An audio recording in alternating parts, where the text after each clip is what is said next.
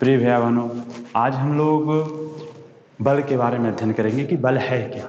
ठीक है, तो जैसा हम जानते हैं कि कोई भी वस्तु जो गति कर रही है उसकी गति का जो मूल कारण है वो क्या है? बल है। ठीक है, तो बल है क्या? तो बल वह धक्का या खिंचाव है जो किसी वस्तु की विराम अवस्था या गति की अवस्था में परिवर्तन करता है या करने का प्रयास करता है। ठीक है, जरूरी नहीं है कि बल लगाएं तो वस्तु की अवस्था में परिवर्तन हो जाए। जैसे हम यहाँ बोर्ड पर बल लगा रहे हैं तो क्या यह बोर्ड यहाँ से विस्थापित हो गया? नहीं हुआ, लेकिन बल तो लग रहा है। तो बल वो धक्का या खिंचाव है। ठीक है, जो वस्तु की स्थिति में, जैसे विरामावस्था में वस्तु है तो विरामावस्था में परिवर्तन या गति की अवस्था में परिवर्तन करता है या करने का प्रयास करता है। ठीक है, तो इस तरह से बल और गति के बीच जो महत्वपूर्ण संबंध है वह क्या है? तो ध्यान देंगे, बल लगाने पर गतिशील वस्तु की चाल बदल सकती है।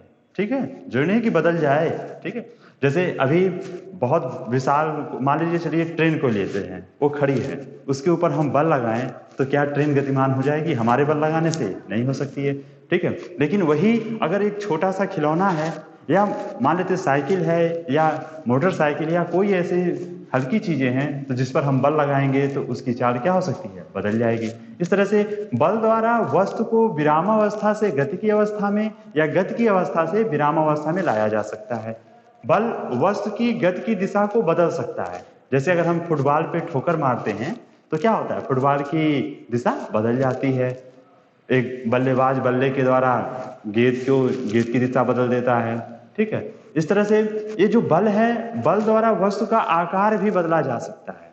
ठीक है, जैसे अगर हम रबड़ की गेंद पर बल लगाएं, उसको दबाएं, तो उसके कारण से रबड़ की गेंद का आकार क्या हो जाएगा? बदल जाएगा, वो दब जाएगा।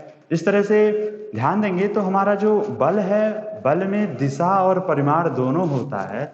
तो यह एक कैसी राशि है? सदिश राशि है।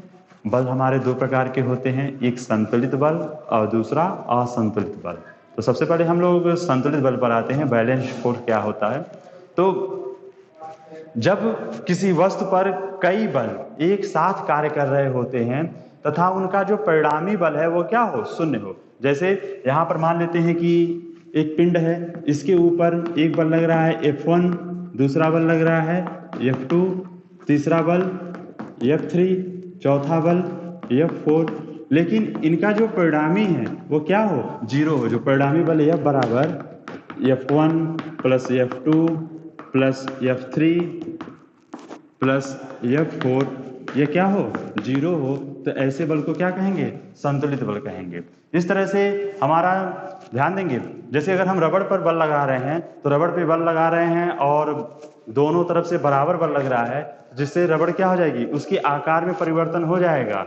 ठीक है, लेकिन ध्यान देंगे वो चपटी तो हो जाएगी लेकिन उसकी स्थिति में कोई परिवर्तन नहीं होगा। वह जिस स्थिति में है विरामावस्था में तो विरामावस्था में, गति की अवस्था में है तो गति की अवस्था में वो बनी रहेगी। इस तरह से संतुलित बल लगाने पर क्या होता है कि वस्तु की स्थिति में कोई परिवर्तन नहीं होता। उसके आकार में परिवर्तन हो सकता है लेकिन उसकी स्थिति, जैसे गति की अवस्था में है तो गति की अवस्था में बना रहेगा, विराम की अवस्था में है तो विराम की अवस्था में वो बना रहेगा। ठीक है, तो इस तरह से अगला जो बल है वह है असंतुलित बल, अनबैलेंस्ड फोर्स। ठीक है, तो जब किसी वस्तु पर बल जो लग रहे हैं उनका जो परिणामी हो वह शून्य ना हो, यह शून्य ना हो, तो ऐसे बल को हम क्या कहते हैं?